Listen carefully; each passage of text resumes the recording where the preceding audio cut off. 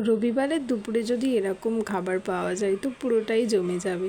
তো যাই হোক, এই বছরের প্রথম ইলিশ খেয়েছিলাম।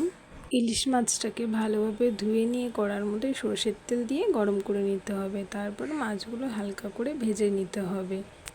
তো সর্ষে বাটা করব, তার জন্য এখানে সর্ষে, নুন আর লঙ্কা দিয়ে সর্ষেটা ভালোভাবে পেস্ট করে নিয়েছিলাম। খুবই সিম্পল রেসিপি, তেমন কিছু লাগবে না।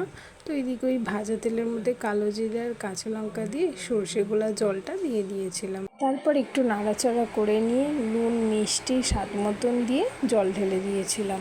ভালোভাবে ফুটে গেলে মাছটা দিয়ে দিতে হবে। মাছগুলো দিয়ে কিছুক্ষণ ফুটিয়ে নিলেই হয়ে যাবে, বেশিক্ষণ ফোটাবার দরকার নেই। নামানোর আগে একটু কাঁচা সর্ষের তেল দিয়ে দিলেই রেডি। তারপর এদিকে মাংসের জন্য সর্ষের তেল গরম করে নিয়ে আলুগুলো ভালোভাবে ভেজে নিতে হবে। তারপর গোটা গরম মশলা, তেজপাতা ফোড়ন দিয়ে পেঁয়াজগুলো ভেজে নিতে হবে। তারপর একে একে আদা রসুন বাটা, পেঁয়াজ বাটা, লঙ্কা বাটা, টমেটো, নুন আর অল্প মিষ্টি দিয়ে ভালোভাবে ভেজে নিতে হবে।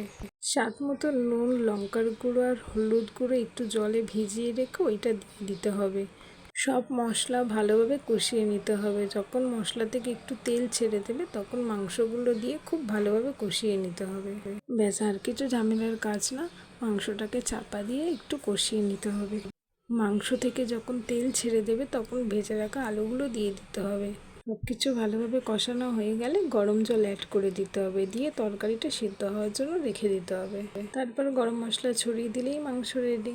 আর এইদিকে ইলিশ মাছের মাথা ছিল, ওটাকে আমি ভেজে নিয়েছিলাম।